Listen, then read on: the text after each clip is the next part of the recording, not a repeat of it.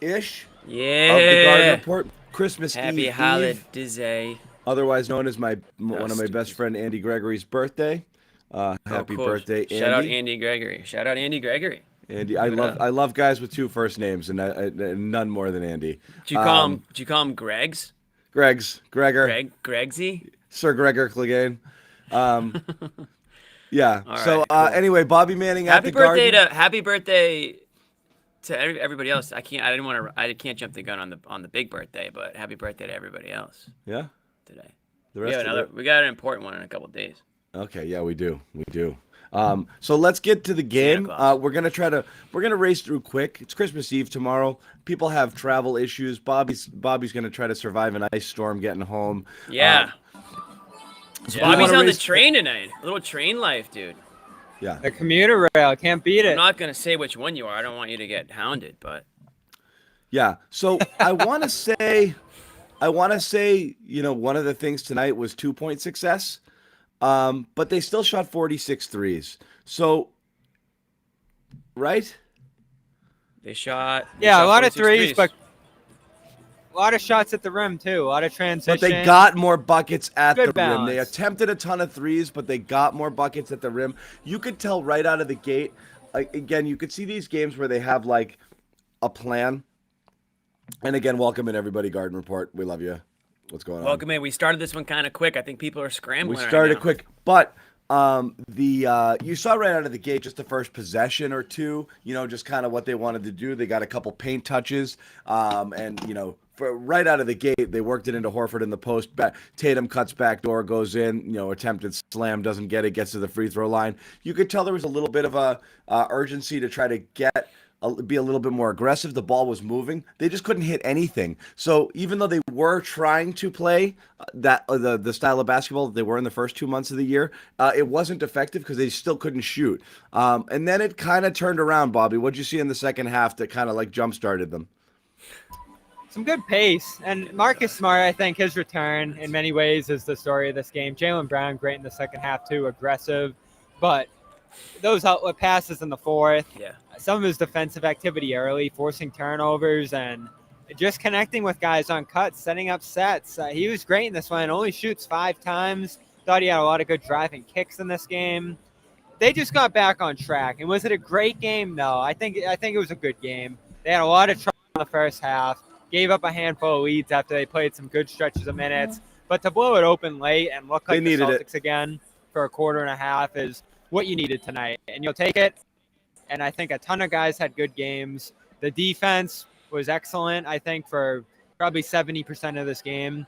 And you turn that into offense. So, you've seen the stats, John, from the last couple of games here. They've actually shot well when they've gotten into the half court quickly and taken a shot in the first 8 to 10 seconds of the shot clock. And a lot of that's transition runouts, of course, but also good 3-point looks early in the shot clock. And Smart's so good at getting them set up on those. I mean, 2 of those outlets to end the game there were off of Minnesota misses, and he still got it ahead to Brown on both. One was off a make. Yeah, off of makes. Yeah, both of those were off makes. So Yeah. So they're back on track. We'll see on Sunday. This is an easy opponent, I think. I just don't know what's going on in Minnesota, but again, take advantage, and they did. What a goofy bastard Rudy Gobert is. Holy crap. JB, it's a Merry Christmas to you, my friend. Oh, wow. I'm going to actually be able to give some gifts this year. Thank you, JB. From the back of the Amazon. This isn't our Amazon guy. No, it's not. With It's not, but shout out to Amazon guy, too. He's probably busy right now, I would imagine, with everything going on. But I love, you know what it is? I'm going to say Bobby plus Luke, new all-time Christmas video. There it is. I'm going to say shout out to Nick Gelso for this one, who put that together. He loves his things, his videos. Nick loves to get the characters stuff. moving. Yeah. I got to say, Bobby's was hilarious. I thought mine was pretty funny. John, I don't know if I saw yours. I don't know if there's one out there floating around yet. I told him not to do one. Oh, well, then we're definitely going to have him do one then. Yeah, sure. I don't know whether he did. So for people who don't know, we have a little Christmas special episode that's either out or coming out. And within that, Nick Gelso, the very talented Nick Gelso, has taken some bits and pieces of it and turned us into caricatures that are running around dancing like elves, I guess. John, you did call me an elf. That was quite hurtful, actually, a couple days ago. Back to the game. And by the way, I'm getting a lot of comments I'm seeing about the paper towel situation going on behind me. I am home for the holidays. My parents do buy in bulk, and guys are correct. I can clean up. If there's a spill in New Hampshire, I'm there. I can clean it up for the next week. First responder. Yeah, just shoot me a text, fire it in my Twitter. I will be there with all the paper towels in the world to help you out. We need to just. I should have known better. I should have moved those, but It's literally just go for the like OGs. that, you know? For the OGs though, they know that's the thing. They know that during COVID that was happening. So, anyways, when moving Jimmy's on home from for that. the holidays, this is when he's back in homeschool. This is what it looks like down there. I'm on cleanup duty. I'm down in the basement. It's classic like mom's basement situation going on as we speak right now. So, anyways, Hey, Ma! Ma, the brownies. Meatloaf. There's a So lot. the brownies would be out by now. What's she doing up there? There's a lot. Speaking of brownies, you there's a guys have lot- all commented on the game. I haven't said one thing in the game. I got to give my shout out to Jaylen Brown for showing up in the fourth quarter. Brown gets the brownie. Brown gets the brownie award tonight. Brownies 10 are coming out points of the in oven. 2 minutes to start the fourth. That was incredible. Aggressive as hell. Gave him exactly what I don't know if Missoula was just like, Jaylen, we're giving you the ball. We want you to be the only guy in the gym right now. Just go to the hole, do your thing. And Jaylen Brown just went on and That's did what that. he does sometimes. Because that is what he does sometimes. And I understand that it's impossible to do that for 48 minutes. But I wish that he did it a little bit more. Still a little cold from 3, but I'm not going to criticize that. I'm going to focus on the good in the fourth quarter. It's the holidays. We're going to be positive and spread cheer. And I'm choosing to focus on the fourth quarter performance of Jaylen Brown. I thought it was desperately needed. This could not have been a game the Celtics lost. Shout out Minnesota and Anthony Edwards. I think Anthony Edwards is a top 5-10 future talent in the league. I think he has that potential anyways. Maybe 5's a little. He 5's a hammered little them high. for a while this 5's a game, little yeah. much, but you guys know what I'm saying. He's an unbelievable athlete and player. No, he's great. But, Brown is so funny, interesting, too, because between the fourth quarter and the third quarter, he came out gunning in the third quarter as well, but he didn't hit a freaking thing. I think he missed 4 Tatum threes wasn't out there, right, in the fourth? He missed in the third quarter. Jaylen missed the fourth 4 threes in the first 2.5 minutes of the quarter. Really sloppy start as Minnesota kind of extended the lead. Then in the fourth quarter, just bing, bing, bing, bing, bing, just everything dropped. So that's what he does. It's still not an outstanding shooting. Now he hoisted a ton of shots tonight. Yeah, Was I it know. 29? I don't know, 13 threes. Oof, And 13 threes. So yeah, how many? 13. 13 of 29 and 13 3-point attempts, 3 of 13. I thought a lot of those were open, though. Those are good looks. So that's where we're going to get into the open then they should hit 'em. versus rush thing. Everything is open sort of, but they're not great shots. When they're working for it, it's better. But he did get things going. He got moving without the ball a little bit. He got out in transition. He attacked. That's key when that stuff isn't falling. Really, when they got back into the game, they didn't shoot their way back into the game. They started to penetrate and attack, and then they started to get those paint touches and then kick out, and then they started knocking down a few threes in that fourth quarter there, and that really kind of changed things. Absolutely. Yeah. Bobby, what you got? You like what they did around the rim in this game. I think 10 of 15 in the third in the paint area. You didn't shoot well from 3 in that quarter, 2 of 12 from 3, but that's where the game started to turn around. I think they missed their balance. first 9 or 8 for that quarter. They were really rough start, right? You took advantage of some Minnesota nonsense, like that play where Rudy was dribbling behind his back at the top. They started launching a lot of shots. He was so bad in this one, and What a freaking goof, man. Oh, my God. they went ice cold. Hey, here we go. They had some wacky lineups out there, and you took advantage. Like Al Horford, I thought really stretched the floor. Derek White setting a tone early. I think his contributions were super important, and he got going there in the third again too, with the charge take and all that. So good game from him. Good game from Smart. You're pretty much stacking up good games up and down their lineup, and it's been a while since they've been able We to got do a good that. Derek White game. Yeah. Yeah, So we did. getting him going, I think, is super important because he was the guy, even if the team and Tatum and Brown specifically started rolling again, you were still worried that White was going to get lost in the shuffle, that Hauser would fade away. Like those guys lower on the roster that were really struggling there would have some tough times getting back going. And he started what, 9 of 12 in one. He was just super efficient, getting around the basket again. He got back downhill. They were super aggressive, and you know what? They were on Wednesday too. They just missed a ton. I think they took 57 shots in the paint against Indiana, and they just shot like 46% on them. This game, much more efficient, much more poise in there. They got a lot of free throws too. Yeah. Again, you're back on track. That's all you can really say about this one. It's a starting point. Big boy games from a lot of players. Derek White, the haircut, whatever. Doesn't matter. Hey, you were calling for a haircut last show. The new shoes, I hate those. I hate those narratives. You know what does matter though? Hitting shots. Well, no, Marcus Smart was back. Smart was huge. So Smart, if the Brownie wasn't going to Jalen, the Brownie was going to Marcus. I'll say for 4 quarters in terms of consistency, I thought it was Marcus tonight. I thought he was great. Thanks to the super chat here from Billy, Jalen Brown, I agree, one of the most exciting and confusing and confounding players. He can drive you absolutely nuts 1 trip, 2 trips down the court, and then absolutely catch fire. It's just kind of the way he's gone. But he was great. White was good because he scored. He had 3 baskets total in his last 3 games. So this was it's hard to do. Man, did he need this. That's a Josue Pavon stat line, to be honest. He's not here to defend himself. He needed help, but I agree. I thought it was the Marcus effect. Even when it wasn't going well, he really kept them connected. And, And Derek White can be Derek White. And, it doesn't have to try to be a different player. Yeah, and you got it, honestly, up and down the starting lineup tonight. If we're gonna nitpick a little bit about the game, you got to start looking and potentially worrying about the bench a little bit because they're bad now at basketball. We suck again. And they were, oh no, we suck again, which is too bad. But big boy efforts from the entire starting lineup tonight, including White, who needed this bad. Did. And you know what? Confidence might just go a long way for certain guys, and White seems to be one of those guys. Talk about highs, or talk about Jaylen Brown with his highs being highs, his lows being lows. Man, that is Derek White, right? Because we've seen him, to start this season, 20 games in.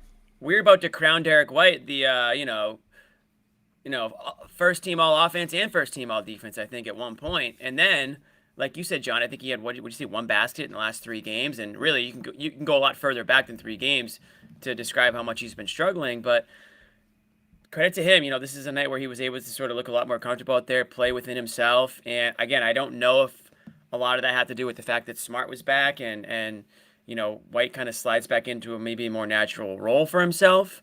It could be that, or it could just be, he sees a couple shots go down and that just makes him feel a lot more comfortable out there. I don't know exactly what it is. Or it could be the haircut, sure, why not? We'll go with the haircut. Look good, feel good, play good. Right, John? Thank you for the super chat. There's no better reset. Merry Christmas to everybody in Nashville. Thank you, Kay Barboza. Yeah, appreciate that, man. I'm a big Nashville guy. I've been there a couple times. Yeah, me too. I've been there a few times. They probably hate guys like us, though. We look forward to this as well, guys. So thank you for hanging out with us on Christmas Eve. Christmas Eve, yeah, of course. Yeah. Absolutely. Christmas Eve. And then we have forgotten day. This is probably the worst shopping day of the year, Christmas Eve. Yeah. I've had many of those. Yeah. Pink hat time. Man, yesterday. I've been banned from shopping within 3 days of Christmas anymore because it leaves my wife Turn into a monster. Yeah, no, it's just I end up leaving my wife alone. I actually got a phone call. I got a phone call around 5. A friend requesting to come along with them for some last minute. It's become a tradition, but I'm gonna have to. No good enough friend. That's like the friend who asks you to help him move out. I don't know what's worse. Those are up there. I needed it too, Jimmy. You needed to go too. Gotcha. Okay, I thought you just wanted company. What always cracks me up is going out holiday shopping late and then getting impatient. Listen, asshole. You're standing in line and people are like, "Can we move this along?" I'm like, "You're the freaking idiot that's shopping at 4:30 on Christmas Eve, dude." It's like you have no one to blame but yourself. Christmas Eve, everyone should be on the same page, but today's different because there's still that extra day. I feel like today specifically was unique because I think the weather gave a lot of people either it screwed a lot of people or the real diehards my buddy Danny, for example, he was out early this morning just fighting the weather. He said it couldn't have worked out any better that, there was this crazy little weather pattern that came through because Helps. it allowed him to get all his stuff done without fighting all the traffic and people. Shout out Danny. Yeah, I agree. I actually big Celtics fan too. I've always liked it because of the lateness. I like going out Christmas Eve, so I am going to go out for a little bit tomorrow, pick up a couple knickknacks. But yeah, if you know what you're getting, the and bulk you're is gonna done. get it, No, I that's need fine. some stocking stuffers. I need some That's stocking fine, stuffers. but you don't want to be like, oh, I have no idea what to get this person, and I need to No, go that's tomorrow. overwhelming. That's horrible because everything's picked. That's picked a out. disaster. Yeah. Yeah, let's pay some bills real quick, and Anyways, then we'll get sorry. into a little Went bit off more a about the tangent. game. We'll get more about the game, but we want to tell you about one of our sponsors here, Rocket Money, formerly Truebill. Everybody here has been I might through need this Rocket before. Money after this weekend. You probably have a bunch of unused subscriptions you have no idea even exist. Rocket Money, what it does for you, it's going to put those all in one place. It's going to seek them all out, and it's going to say, dude, do you want these? And the answer is probably, in a lot of cases, no. There's probably, statistically, the numbers show there's about 80% of us out there have subscriptions we have no idea we're still paying for. Some of them you've probably been paying for years. Some of those things have escalated in price so high beyond what it was when That's you a were good first point. like, oh, $199 for 6 months, awesome. And then you look and you're like, I'm paying $27 a month for this. There's quite a few of those. You have no idea how high they go. Rocket Money consolidates all of those. Most people think they spend about $80 a month on this stuff. You're spending probably closer to $200. You can save hundreds and hundreds, if not $1,000 in a year. I'm not even kidding. Yeah, and guys, that's on average too. So there might be like a subscription that charges you like twice a year, and you 35 keep bucks. and Yeah. you keep forgetting to cancel it, and then it just hits you out of nowhere because they're not going to remind you. They I just think wanna I hit you did that with that. one. I think I did. I don't want to say who because Sure. they've threatened to sponsor our show before, so I don't want to tell you Yeah. who it was. They've and then threatened to sponsor our show. Yeah, and John was like, "No, John, what the f?" No. But I canceled, thank goodness. But I missed the payment by like Yeah. 3 weeks, Nothing and I worse. re-upped for an entire year for 200 something. Anyway, long story short, check this out at rocketmoney.com/garden. You can save hundreds if you can cancel all those unnecessary subscriptions. The other thing it does, finds those subscriptions and sometimes gives you better prices. It'll help you negotiate down, which is a really valuable thing. Anybody who supports any of our sponsors, boom, phenomenal T-shirt. Oh, If you go into Rocket Money, there's a free function if you use the premium function, which will really let you get going with the stuff that you need. Send us your receipt, and I will tell you exactly how you can get yourself And a phenomenal T-shirt. Rocket Bobby- Money. Last thing about Rocket Money, I know that they're pumping the subscription thing. That's great, but they also there's way more to that when you go to the website. It's all about money management. So if you feel like you're spending way outside your means, or you just don't have a good grip on what you're spending, especially around the holidays, you need to get your shit together. Pardon my French, for the new year. Maybe that's a resolution. Get your finances in order. Rocket Money is a great avenue and a great way to sort of get jump started on that. Okay. Check that out. Bobby, I want to ask you a question because, before the game, Joe Mazzulla got a little defensive, and he's been a little defensive and testy just about how they're playing. Are they playing well enough? Is he doing enough of a job to help them right the wrongs? Should he be letting them play through it? And he's definitely kind of gotten, I wouldn't say defensive, but his ears are up, right? That he knows that, like, stuff's being said. Just your thoughts on him. And kind of whatever role he might have played in them coming out a little bit better. Because let's put it this way: it wasn't a clean game, it wasn't a perfect game. I think you can say this was an effort game, for sure. I did not feel like this was one where there was some sloppy stuff, there were some misses early, but I think the effort compared to how they were these last couple of games was significantly higher. Yeah, and people were after Joe. I think this chat was probably people online, and I found it interesting. Brad never, I say this all the time, Brad's never available to the media. And he showed up at shoot around, jumped in the scrum. And that's a big one. And threw a big lifeline to Joe, I thought that's the biggest reason he came out this morning and took an interview, was to really throw his support behind Joe, say he's doing a great job. And thanks, Nick. The timing was very interesting. Yeah, but it wasn't. It made a lot of sense. I think that set a tone for the day. And then, very defensive of a bunch of different things. I think he heard people responding to his comment on Sunday that they played great in the loss. he's wondering why guys weren't talking about him saying that they had bad possessions and wins, but now highlighting bad possessions and losses, and just kind of rattling off a bunch of gripes in terms of the coverage of him, coverage of the team as a whole, and feeling good about the team's ability to respond. He basically kind of stayed true to this optimism he's been carrying throughout this stretch, and I think he turned a little bit on Wednesday in terms of questioning the effort, but his big thing is that he didn't think the Celtics were intending to come out and play without effort. He thinks that mistakes piled up and guys got down on themselves. And you even saw it in this game sometimes when the misses piled up, when they made a few turnovers or mistakes early, the defense slipped big time. And I think you're starting to see that be a trend with this team is their offense kind of dictates their defense. And once they started to rack up some easy looks on the break and around the basket in that third quarter, they got rolling, but very defiant Joe pregame, certainly, and I'm interested to see what he said post-game as well, because this is probably one of those feather in his cap type victories. But in terms of his approach there, I think he has had a few moments this year where he's really gotten ahead of himself, saying, all right, the defense moved in the number one position for a couple games here. Then the third game, they'll have a flop. So I asked about the consistency going in. He kind of shot back at me about the defense, saying we're top 10, blah, blah, blah. So, yeah, I think Joe, very defensive in terms of the team, himself, and where they're at right now. Yeah. Jimmy, you've seen this a bunch. I want to just quickly thank you again for the super chat. Thank you, Vibing. Thanks, Vibing. We are going to talk about that Bucks game. I think we will answer this, yes. We will answer this. We're going to get back to it a little bit later. We're going to talk about it on the last few minutes of the show, previewing that Christmas game.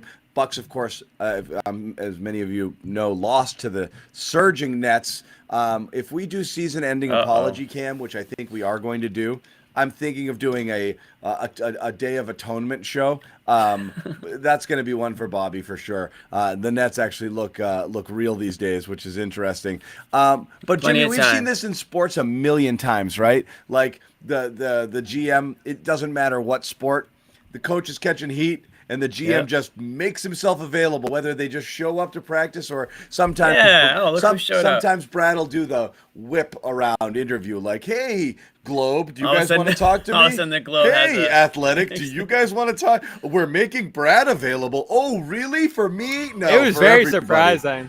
Yeah.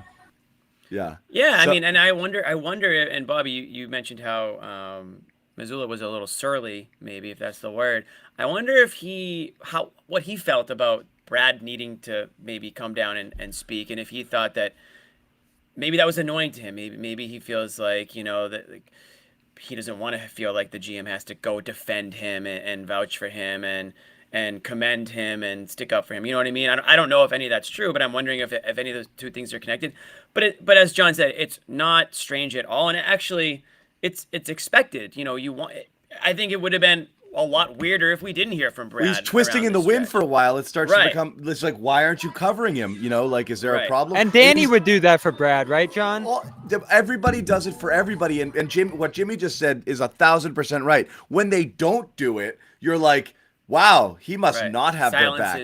Or when the GM is floundering and the owners don't speak up, you're like, ooh, So it always is that chain of command thing. The guy at the higher on the food chain has to get the person's back, and if they don't during tumultuous times, and if they don't, that almost, as Jimmy said, speaks louder. So Brad kind of had to step in here, yeah. And also, I think when you see frustration in anybody, it's a reflection of themselves. You can't tell me that he's not frustrated with the way things are going. So, of course, he's going to get annoyed or frustrated at some of the questioning. Right. Not to say that the questioning isn't fair, but he knows it already. You know what I mean? And he sees it. He's poring over the film. Bobby, you said you saw him there at 11 a.m. on Wednesday. So it's not like he's not putting the effort. It's not like he's probably not staying up very late at night and losing sleep over some of these games. Yeah. So all of that stuff goes into play when you go through a streak like this. And this is the hardest professional streak of his lifetime, right? Of his career. At that's the NBA what we level. wonder, Jimmy. How's he going to respond when they really hit some adversity?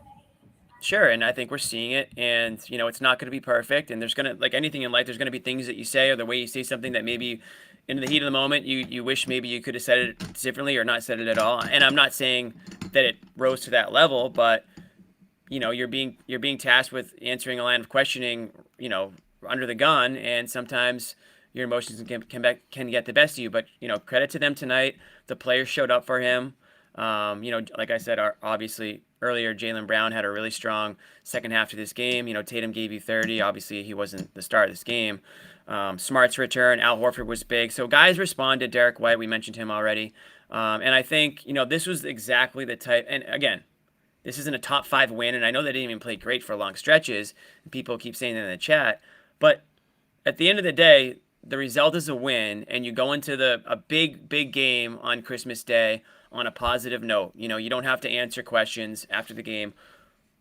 Is it time to make some changes? Is it time to really switch things up? What's going on here? You put that all beside you and sort of build a little bit of momentum. Enjoy your Christmas Eve tomorrow and get ready, get in the right mindset for the Bucks. Yeah, start making your pies. Yeah, start. John, the oven at 420 already, or Bobby, what? you got a bolt? You can go, buddy. Yeah, my last point is my whole feeling about Joe entering this year period was that regardless of Joe's abilities, and I think he has proven his abilities to some degree. Again, I think we all said this isn't about Joe the other day. The players were going to have to set a tone. And I think there's good evidence that the players really set the tone for what they were doing earlier in the year. And then tonight, they come out with great energy. I love Horford after that big run, like holding up the tee. I don't know if he was like mocking like a timeout the other way. That was great. Good energy. Smart was flying all over the place. This was just square one, I think, of getting back on their feet. It wasn't a perfect game, but so much stuff to feel good about. It's not, but here's the contract with the players coach, okay? And I'm not saying Missoula's a flat-out players coach, but if Ime's a tough guy and Joe's a let-them-play guy or Brad was a let-them-play guy, the contract you have between player and coach in that scenario is the players have to show up to not make an asshole out of the coach. If the coach is going to let you be you and do your thing because he's going to either trust you or he wants to treat you like men or treat you with respect and let you do your thing, let you be loose, let you be free, let you live through mistakes, you can't make an asshole out of him. As soon as you do, that contract is broken. So they hung him out to dry a little bit. They have to show up for the coach. You cannot just stop doing it because then it's like, guys, what are we doing here? So that's how it works. If you have the taskmaster, when you play one of those games, you're going to run back into the locker room. He's not going to say a friggin' word to you. And then it's going to be like, oh, man, tomorrow's going to be so bad during film. You have those coaches. Joe, I don't know what kind of guy he is yet, but they had to show up, and it is on the player. So Bobby's got to go. He's got to do Celtics reporter All right, guys. things. Merry Christmas. Merry Christmas, Bobby. We'll see you Sunday, All I bro. want for Christmas is you, buddy. We'll see you on Bobby, on Sunday. We still have to discuss your music, your Christmas music, and a couple other comments. We'll have to do that on the Christmas Day game. Well, check it out. I think that episode of those things will be coming soon. We have to dive in live, I think, a little bit, but yeah, we will be discussing them.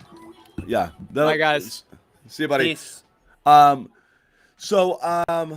Jimmy and I will put a bow on it. We'll talk a little bit about the Bucks as well. And in preview. No Sherrod tonight? Damn. No Sherrod. But we are going to have a full house, I believe, on Christmas. Before we transition over to the Bucks, tell you guys once again about another one of our sponsors. And again, our cup runneth over. We've got yet another sponsor coming on board. We got to do extra long shows to squeeze all these guys in the new year. We'll tell you all about it. I'll sneak it out on Sunday. I don't even know this one. I'll give you guys a preview of who it is. It's a sponsor we've had on before, and it's one that I think is going to be perfect for you heading into the New Year's. Actually, I'll tell you right now. I'll tell you after this one. I don't want to get in AG's way. Can we pay this bill first? Let's pay these bills. Athletic Greens, again, it's about that time of year we're filled with, you've had dude. pie. And whatever it is, and we all know we kind of get at our worst at this time of year. You shut it down, you let things go. It gets dark outside, and then you don't go to the gym as much, and you're just powering down, and you got to start it back up again. So really good opportunity here if you are looking for that kind of perfect, like, let's kick it into gear for the new year sort of thing. Athletic Greens is probably the supplement that you want to align yourself with. 75 vitamins and minerals in one little scoop. You dump it in the water in the morning. It takes care of all of your health needs: mental clarity, alertness, energy, focus, gut health, everything that you could imagine. It doesn't matter what diet you're on. It's paleo friendly, keto friendly, whatever that is. Virtually no sugar at all. Highly endorsed product. Celebrities, healthcare professionals, doctors, athletes use it. Thousands and thousands of 5-star reviews. Really is a terrific product. So again, time to take ownership over your health. And go grab some of this right now. athleticgreens.com/garden. We're going to make it easy on you. We're going to give you a gift, 1-year supply of vitamin D, 5 free travel packs when you go to athleticgreens.com/garden. We will also give you a phenomenal t-shirt if you have. Look at that thing. That's beautiful. If you've made a purchase, we have a spot for you. We'll send you a form. You fill it out, and bang, we will send you a t-shirt, which we would love to do, and we're happy to do. Tweet me your pictures of you in the phenomenal t-shirt at Christmas dinner. That's what I want to see. That's a Christmassy. Let's get some green in there. Totally. Jimmy, before we move on to the Bucks, any thoughts? Real quick, John. Yeah, one last thought on AG. If you guys haven't gotten a gift yet, you want something thoughtful, it's not too late. Toss a little AG subscription or even a one-time purchase. Use the gift code, get a couple extra travel packs, and that's a nice, thoughtful gift for a loved one. Shows you that you're thinking about them. You care about their health and their well-being. All right. Hey, Judah, I hate to break it to you, buddy. Dude, Judah. We've been spending 20 freaking years in these locker rooms, dude. You got to do some homework, man. Dude, I'll be honest. I appreciate Judah coming on in this show. I do. I don't think you know. I think he comes on to every show, but I'll be honest. He kind of hates on us, like from start to finish, but he can't help it. Some people are just addicted to the game, and that's fine. We'll turn him by the end of the year. I see you, Judah. I see the hate. I've never been in a locker room, Judah. It's so much easier to hate than to love people. Just, you know what? Make that a New Year's resolution. Turn some of that hate around, okay? Turn some of the hate to love, or maybe ask some questions first before you say dumb shit. But that's all good. Anyway, by the way, I love my haters, man. They get me up in the morning. I got to make sure I give them something to hate. You know, so I keep getting up every morning for my haters. So my haters kind of like me. Kinda. Some of them really they hate how much they like you. Is what it is. They hate how much they like you.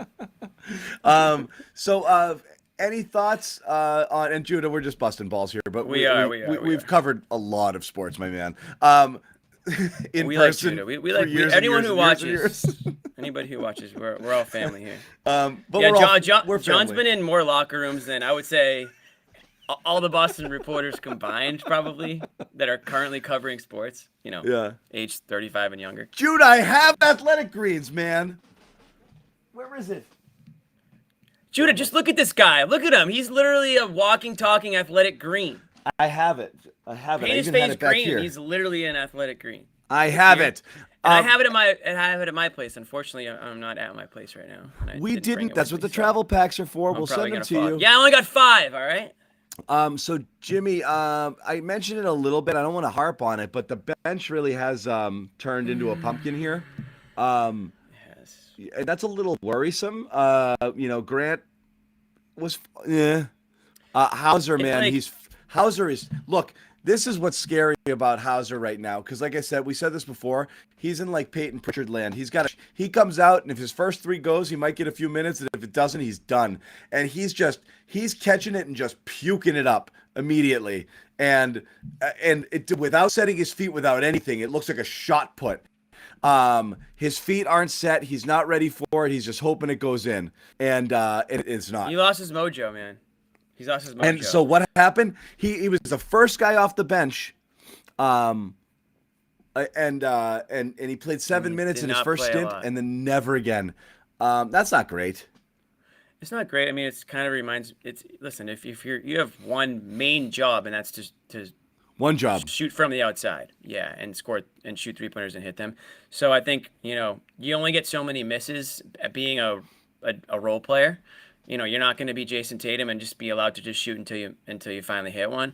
So he's going through something right now. My only concern is that he kind of came out of nowhere to begin with. So who really is he? Ren, send me your info. Yeah, who is he? We don't know. That we couldn't figure it out in the beginning, Jimmy. Well, the Celtics couldn't figure it out either, John. There's a reason why I didn't trust him at all last season, and why he stayed in Maine, right? And then he came in gangbusters to start the year, and we're all like, the Celtics don't know what the hell they're doing. They don't know talent when they see it. So he's kind of regressed a little bit, and he's not the only one. And when you look at this bench, and there were some experts experts who, and I say experts in quotes because whatever, there were some talking heads who questioned the depth of this team before the season started. Maybe they're right, because when you look at the roster, you've obviously got a very established player in Malcolm Brogdon. Grant Williams has his days. Right now, he certainly doesn't. $20 million player right there. Give him the bag. Derek White has, had a successful career, but I think we can all agree his Celtics career has been very up and down. After those players, what are we really working with here? We're not really working with much. So it's not a very deep team. You need those bench players to basically be playing at the top of their game, and we're not even sure where that is. Again, when you go back to Hauser, go back to Grant, these aren't guys that have been doing it for a long time. So aside from Brogdon, who when he's healthy and luckily for the most part he has been this year, great player that you can depend on off the bench. Derek White, I have some trust issues with still. I understand that he's a plus defender, and when he is feeling confident on the offensive end, there's reason to be okay with it. But I'm still not quite there with, again, I have some trust issues and I have to work through them. I understand that. But after that, really, what are we talking about? I mean, even Missoula hasn't shown really much trust in a lot of these guys on a regular basis. You can go down the line. Cornette, Vonleh, Pritchard, Blake. I mean, none of these guys are getting consistent playing time. It's Grant, it's Rob, it's Brogdon, and that's it. So you're Rob, 8 deep. Rob should be in the starting lineup, which is going to, it's going to move, White to the bench. White back down, and then you're looking at a White. If you do that, you're looking at a White, Brogdon, and Grant. You've got an 8-person rotation, with which is some fine when you Cornette come to the minutes playoffs. sprinkled in, about 8 to 10 Cornette minutes, and that's about it, and then once a week. But where's you don't have much depth, when it comes to the bigs, right? Still, you never did, and it doesn't look like you're going to. You really do, and I hate to say it because you don't want to depend on it, but you kind of need to hope that somebody gets bought out, right? At that deadline, and that you kind of get lucky and you make sure the Celtics theoretically should be in a position where they are definitely a team that a proven veteran who's looking to win a championship is going to want to go to. It's going to be them. It's going to be them, the Bucks. Guys love going to Miami and a couple other teams that'll be in play, but you really have to hope that the right guy, and I don't know who it is. That's probably a question for Bobby, and we can have a whole topic on that sometime. But it goes back to you're pretty thin. You're one injury away from being extremely thin, right? And if these guys aren't playing up to snuff, and again, it goes Grant Williams, we can look at Derek White aside from today. These are guys that you kind of need for 20-plus minutes a game in order to be winning at the clip you want to win at, because you can't depend on 40 from Tatum and 30 from Brown every game, or 30 from Tatum and 28 from Brown every game. You just can't. Nope, you cannot. But you got it tonight, and that was good. But it's one of those starters. You got it tonight, but you haven't gotten it in the last few games, and those guys have been nowhere to be found either. Yeah, thank you. Super chat here. We've talked about this, and we do appreciate it, Michael. Thanks a lot. It's an interesting conversation about the third All-Star, and if it is somebody, it has to be Marcus. Thanks, but Michael. again, statistically, it's going to be difficult. I do agree, though, that Defensive Player of the Year does carry, and a team with a record like the Celtics have should carry and get you 3 All-Stars. However, if they come back down to earth as they've been lately, and they're kind of if they were a runaway, super dominant team that it was playing at like a 80 winning percentage clip heading into the All-Star break, it would be really hard to not give them 3 All-Stars. I think it's going to be really hard to give them 3 All-Stars just because Marcus... There's so much talent in the league, too. If Marcus was at the third... If Marcus was 14, 15 points per game with the assists, I think you have a shot. It's going to be really hard to get him in.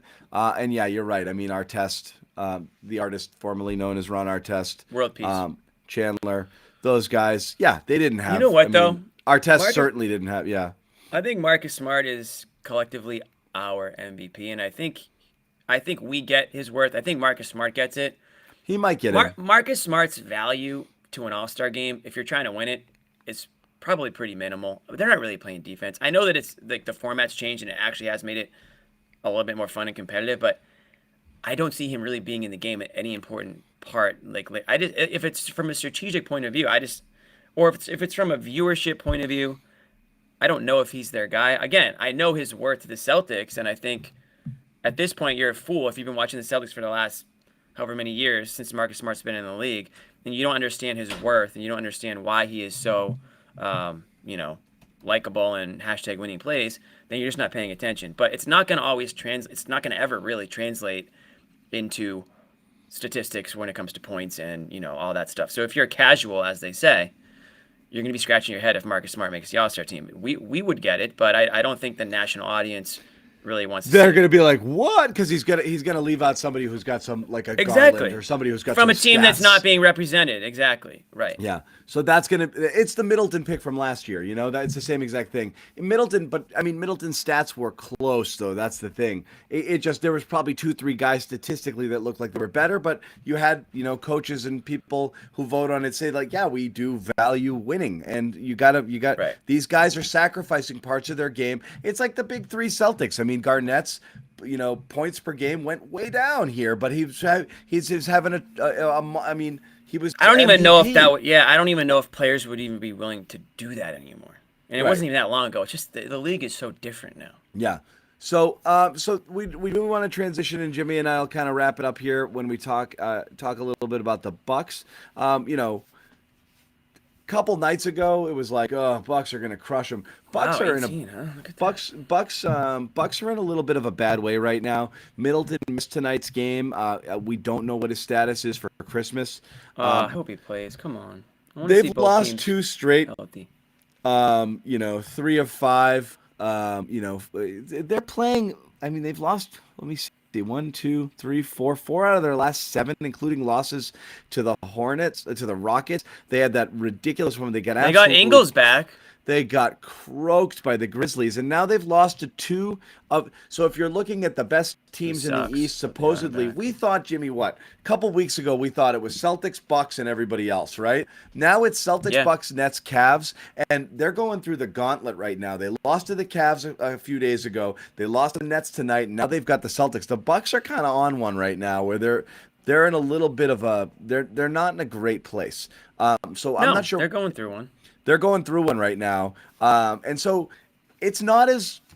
I mean, let's pull back a little bit, because I think I got ahead of myself for sure, thinking like, it's Celtics Bucks in the end and no one can stop them. It looks like it's going to be more competitive here. Obviously teams can separate, but It's a long season.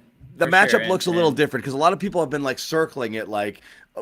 I'm still personally assuming if the Celtics beat the Bucks, like the way they were playing, the coronation to the unstoppable beast of the East would be like when they go and croak Milwaukee on Christmas Day. Mm-hmm. But now it's like, there's a lot of teams out there who are playing pretty well. You have lost to Cleveland twice. Brooklyn's starting to look a little bit better. I don't know that this game means as much as we'd put it up to be, but it's still very exciting because you haven't seen them yet. It is exciting. And you know what? We need to just appreciate that. It's just 2 awesome teams that are meeting at, the best day of the year, really, for the NBA. And it's going to be a primetime game. And if we can just look at that in a micro aspect, it's going to be awesome. Who knows what it's going to mean by game 82. But these are 2 of the best teams in the NBA. You can still make the case that they still are the 2 best teams, regardless of where they currently are, playing over the last week or 2. I hope that Middleton plays, because, again, I want to see them healthy versus a healthy Celtics team. I hope Rob plays for the Celtics, obviously. But you're right. It's not just the winner of this game is the surefire number 1 seed for the, going into the NBA Finals. I still would expect both of them to be up there by the end. But Nets are playing well. Philly's right there, to be honest. I feel like no one's talking about Philly. Yep. And the Nets being good is quite the I don't even know what the word, what's the word I'm looking for? Wrinkle in things. That's probably it. Because I wasn't expecting it. I assumed, especially with the Kyrie stuff, and it was just like implosion city, Ben Simmons and all that. And here they are. Again, talent wins out in the NBA. And if these guys just play basketball, it's hard to argue that they aren't arguably the most talented team in the NBA. So as crazy as it sounds. So that makes it fun, though. I want competitiveness. I want big games. I want to see hard-fought series. So I'm fired up for Christmas. Man. Yeah. I think we all assumed that Middleton was going to come back for the Bucks and they were just going to take off, and that just hasn't happened. Same with the Celtics. We thought Rob was going to come back and they were going to take off, and that hasn't happened either. Brooklyn, 8 straight games right now. Celtics 23-10, half game up on the Bucks, game and a half up on Cleveland. only 2 games up on Brooklyn. That's won 8 straight. The Sixers have won 7 straight. Yeah, 19 and 12. Sixers, man. Three games separate the top 5 teams. Pretty impressive. And the Knicks had won 8 in a row, for goodness sake, and they just dropped 2 straight. Wow. So I didn't even know that. Exactly right. They came out of nowhere there. To rattle off 8 straight wins and put themselves in the conversation. They're above that cut line in the 6th spot. Philly, man, Harden had himself a stat line tonight. I don't know if you saw it. 20, 21, and 11. Wow, what? 21 dimes. 21 freaking assists tonight. Wait, that doesn't make any sense, actually. Who scored all the points? Just feeding it to Embiid? Others, I guess. I don't know. That's crazy, Damn. right? That is crazy. How many turnovers? 15? I don't know. I just saw somebody. I saw it on Twitter, and then I was looking it up a little while ago. I'll pull it up again. But No, I'll look it up. I got it 20, right here. 20, 21, and 11. Unbelievable. Against the Clips, huh? Yeah, so the Sixers are playing well too. Damn. Yeah, that's pretty good. Only 3 turnovers. Really incredible. 11 Wow, yeah, rebounds. that's 21. Only 6 threes. 21 assists. Yeah. Unreal. And Embiid was 18 for 30. He had 44 points. So the Yeah, that's solid. the East is real. Yeah, man. And you know what? I think a lot of people had Philly. Not a lot of people, but a lot of people had Philly right up there with the Celtics, I think, to start the year, and some of them had Philly number 1. So them sort of figuring it out is not a shock. It shouldn't be a shock to anybody. Sometimes it just takes teams a little bit longer to figure out what works and what doesn't, and they're going through certain health issues that half the time we don't even know about. And again, it's a long season. Teams are trying to figure out when to rest guys, when to play guys, and playoff positioning. Oftentimes, some of these teams, home court, it is what it is. You go into on the road and you band together, you win one, and now all of a sudden you flipped home court. It's not really the focus for a lot of these teams. I think they do care about matchups, and if they can finagle their way into a favorable matchup, they will. But they're not fighting for a 3 seed versus a 4 seed. You know what I mean? It's so they're going to win, enough games to be comfortable with where they are once the playoffs come around, and that's when the game changes. And that's why it's great that the Celtics are playing the way they are. But who's going to show up in the playoffs? Or which Celtics team is going to show up? Because we've seen 2 different teams this season, and we've seen them last year in the playoffs go from a dominant team against like Brooklyn, for example, and then S to B against Golden State after going out to a lead there. So it's impossible to predict what's going to happen on the road. That's why I'm just fired up for this next game. We've been talking about it for a few weeks. We've been looking towards it. I'm sure the players have. They won't admit to it, but they're human and they hear and see everything that's going on, and they know that it's a game that they can gauge themselves at. So many teams want to gauge themselves up against the Celtics. This is a Celtics chance to go up against a team that they want to see where they're at. Yeah, it's fun. These are always fun games, and you want to see everybody play. Gage. He said Gage too. Look at that. Vibey music. Shout out Gage. Thanks, Vibey. How about this one? Here's another one. We're vibing. Merry Christmas, he says.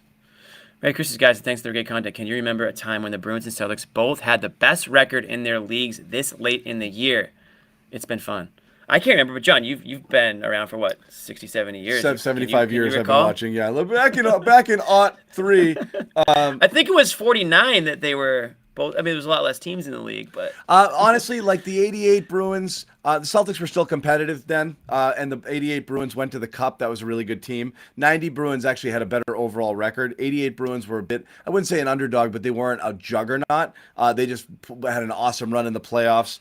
If you guys want history tours, they got 2 guys. I don't think he wanted you to go year. They got 2 guys coming off the Olympic teams, Craig Janney off the U.S. team and Bob Joyce off of the Canadian team. Late push. It was like adding like 2 for a first liner and a second liner to an already good team, and that kind of propelled them through the playoffs there. They beat Montreal postseason for the first time in a long time. Those teams were both competitive. Obviously, that was the year the Celtics conceded to the Pistons, Jimmy. Yeah, exactly. You wanted to know? They conceded. No, I didn't. Now you know. I didn't. I just wanted to talk about this year's Bruins team. I think they're a blast. I actually John went to the older game. than Bob Ryan. Seriously, if Bob Ryan would actually go year by year if he was on right now. Damn. Okay, Ricky. I went to the Bruins game Monday. It was a blast. It's the best. They scored 7 goals. I mean, it was just like, keep doing this. Keep scoring goals. This is so easy. No, but shout out to the Bruins. I actually am a I'm Bruins this old and I've yet to season go into ticket a locker holder. room. No big deal. Yeah.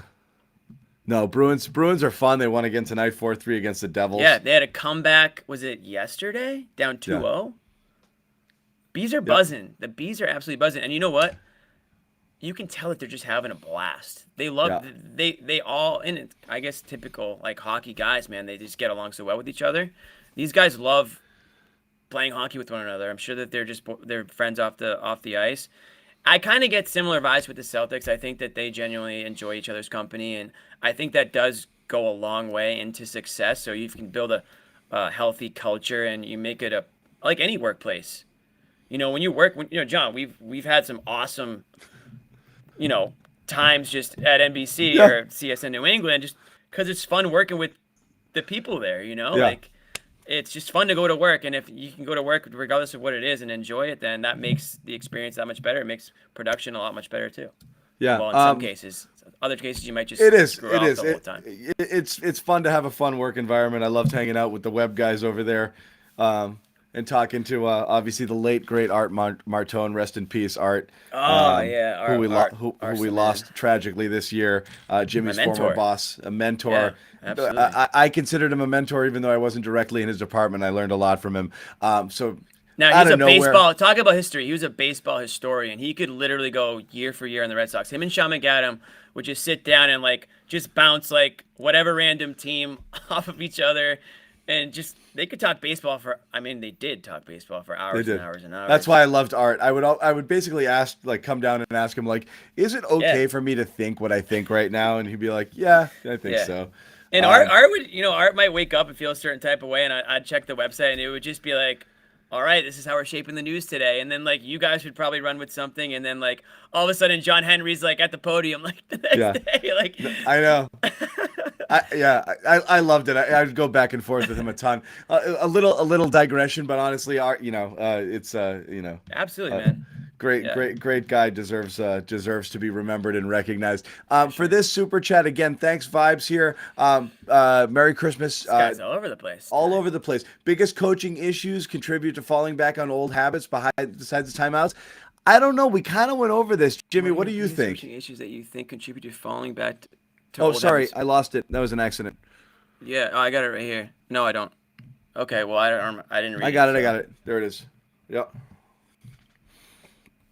What are your biggest coaching issues that you think contribute to falling back to old habits besides the timeouts? Okay, that's probably a better question for Bobby. He's more of the X's and O's guys. I'd probably just be talking circles, but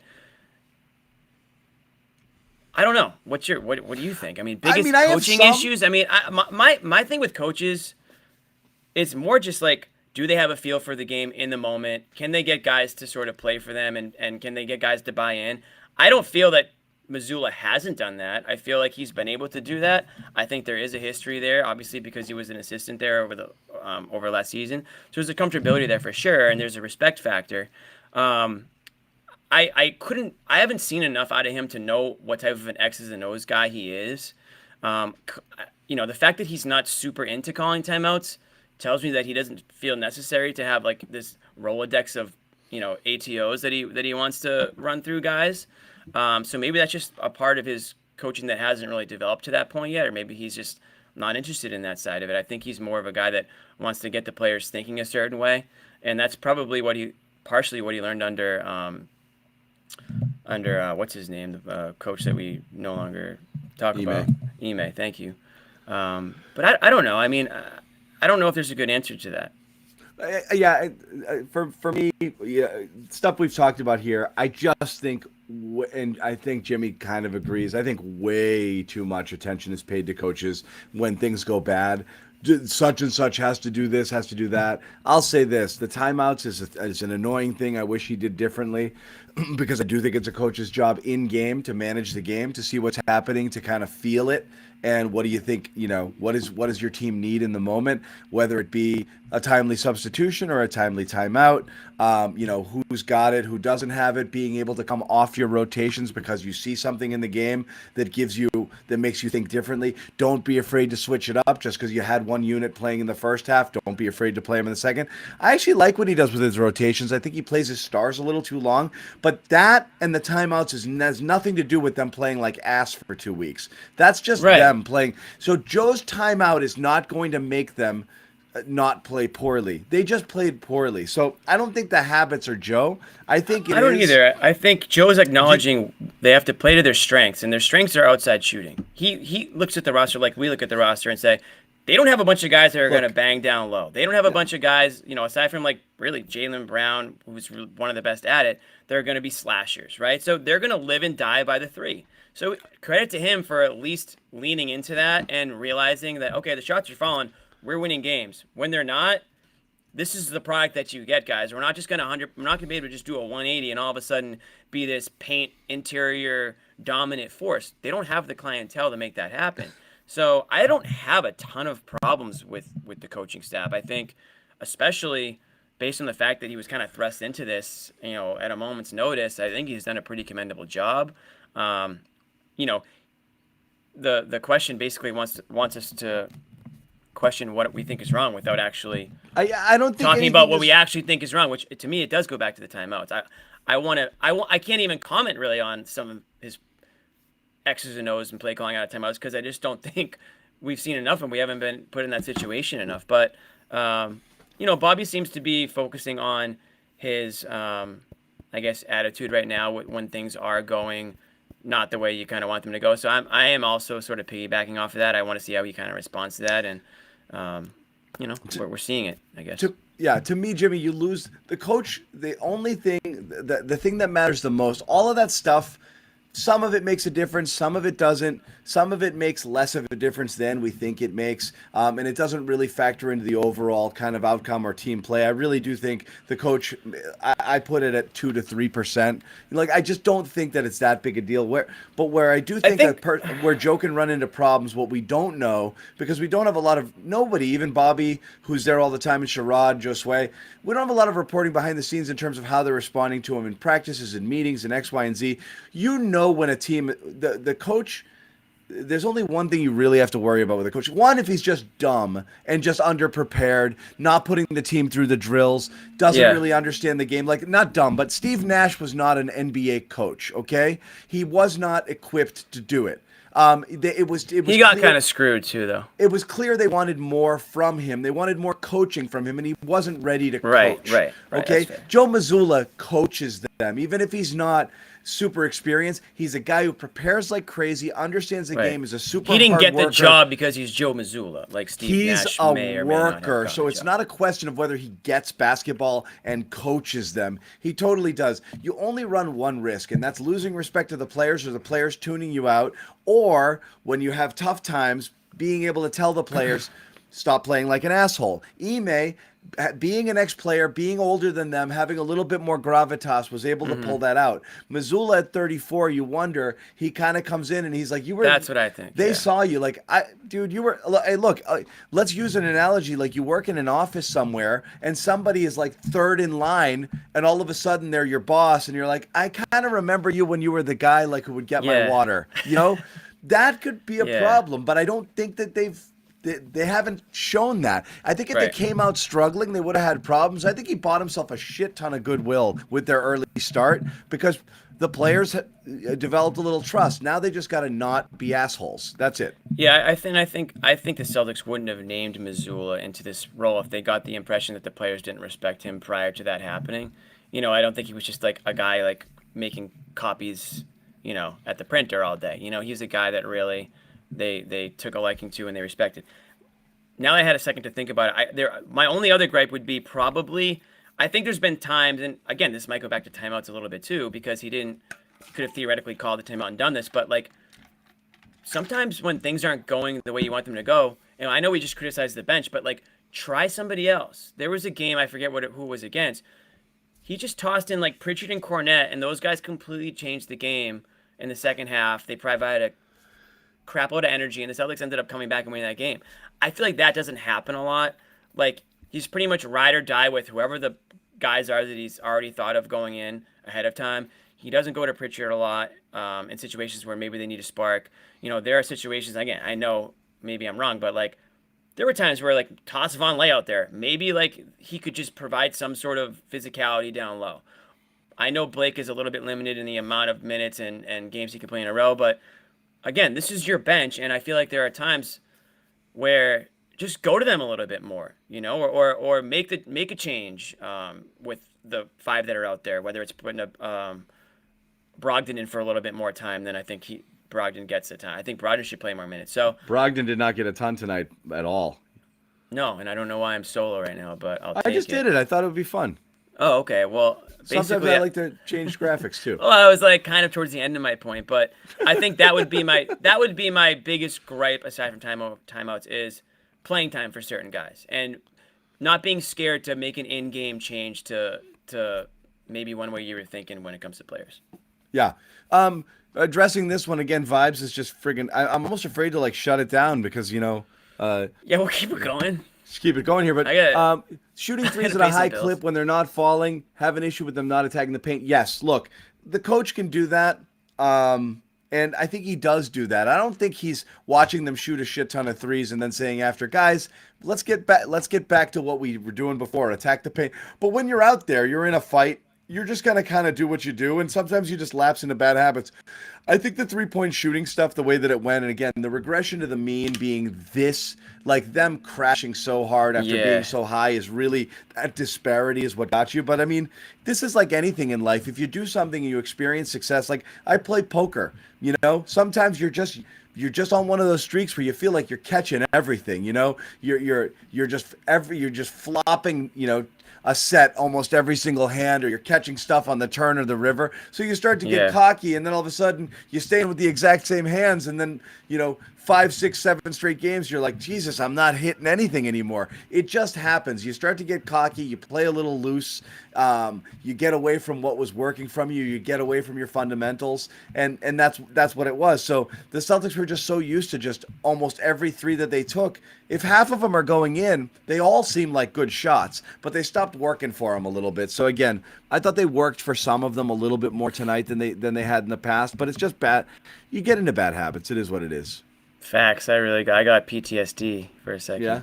No, I do want to do a. We haven't done an apology game in a minute. I want to do a full show of apologies. We totally should. It's almost like a Festivus, but it's or apologies a Festivus, instead of gripes. Instead of gripes, we should have done a Festivus show. I thought about that. If anyone could do it, we could.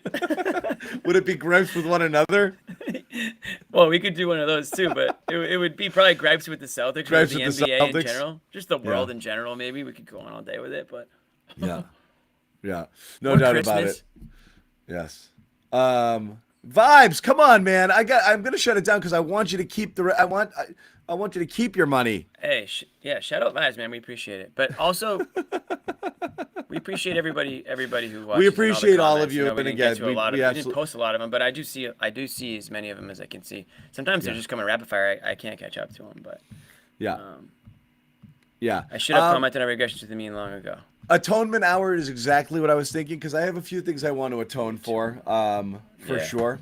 And I'm ready for it. Yeah, at some point.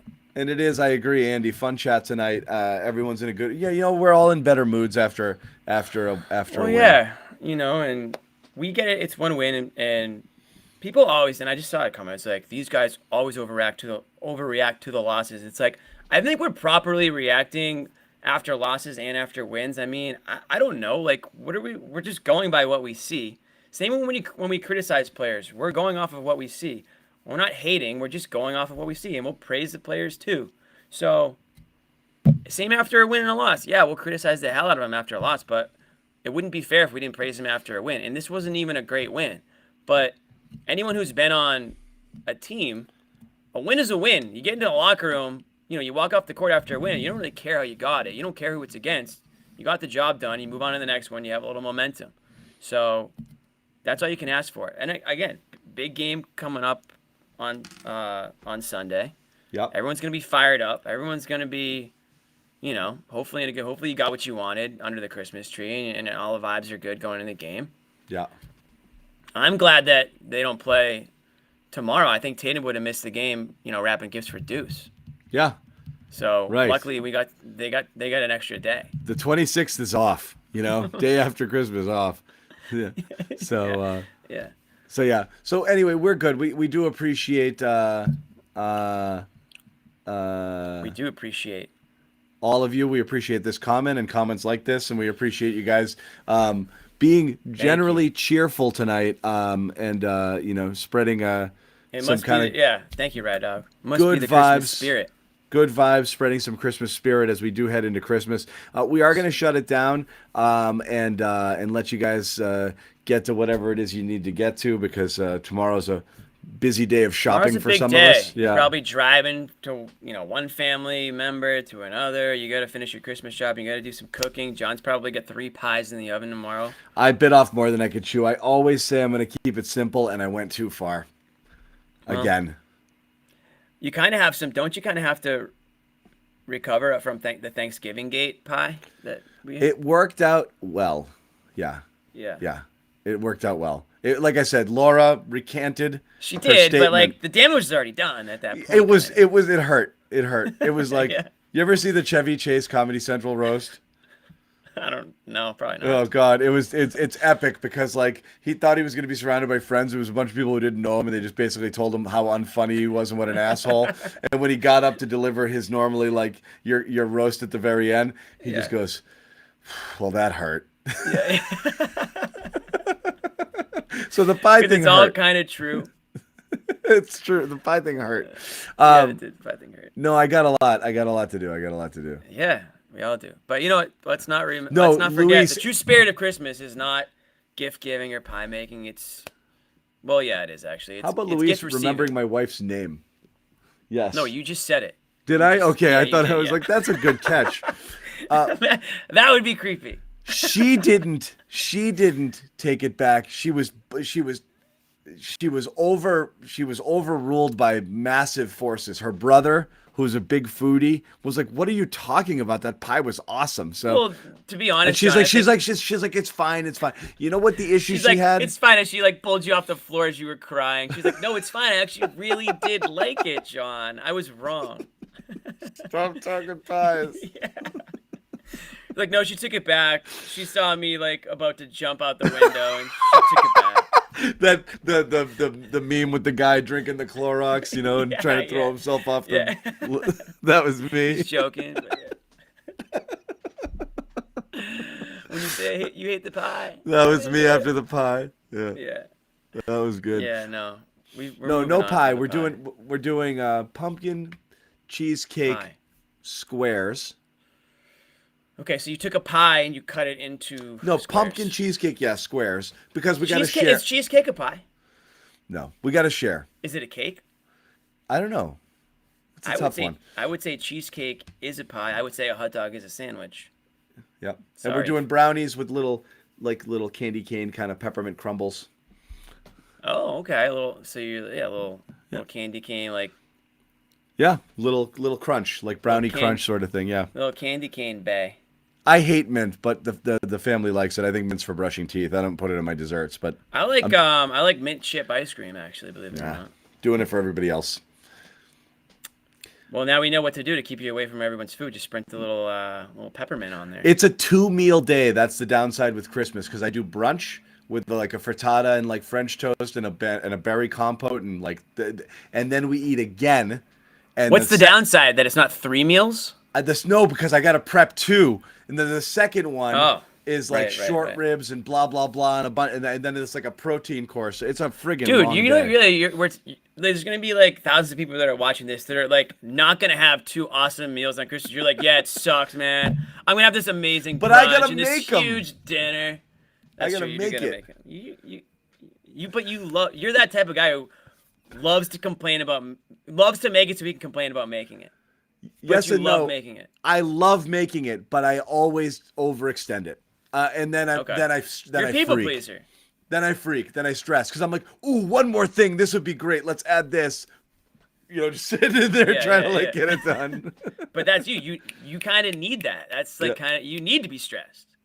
You couldn't just low key casually make like a meal.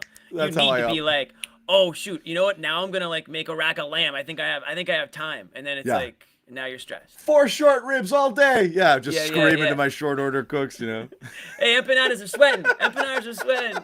He's in the back.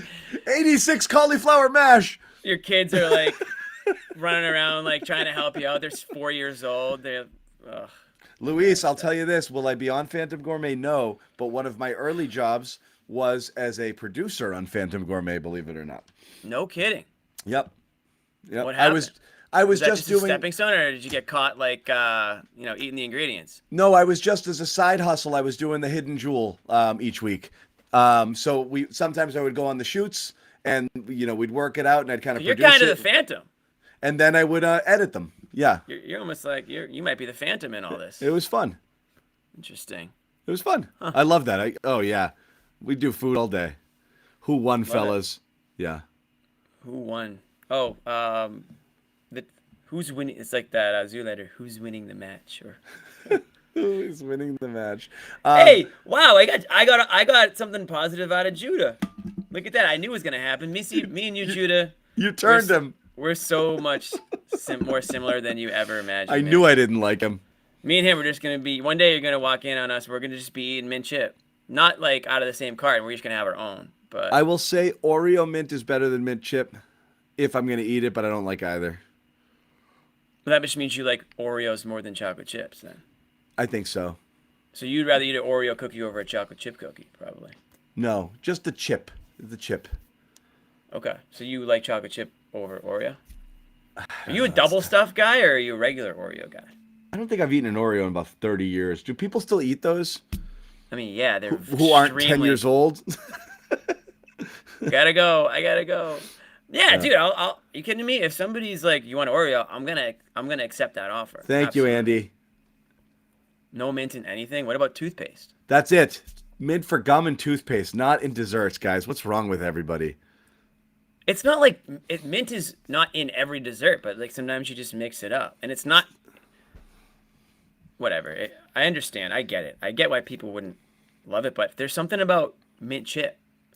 Yeah. It's like the Andes, those little chocolates with the mint in the middle. You can't tell me that those aren't good. The Andes, like your grandmother had them. They're in the little green foil. Yeah. My grandmother definitely did not have them. After dinner mints, not yours. I don't know exactly what your grandmother had, but generally speaking, grandparents would have those. Yeah. Chocolates with mint. No thanks. No thanks.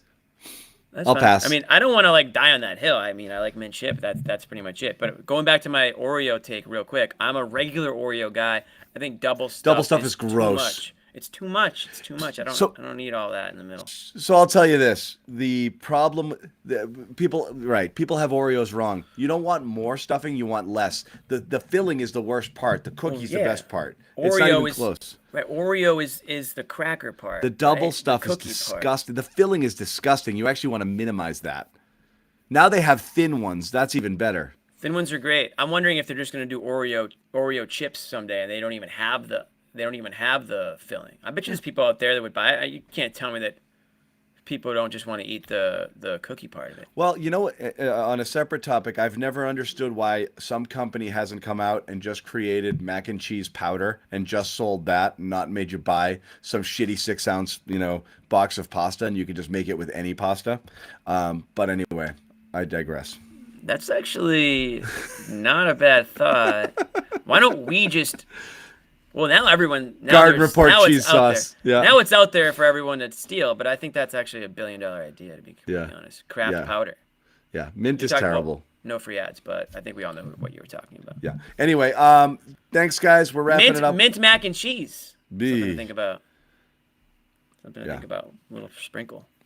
Yeah. All right. Later, guys. We're done. Celtics win. Everybody loves it. The Bucks, 5 o'clock tip-off. We will have the full crew here in a small, short, how you doing Garden Report. We expect everyone's going to be.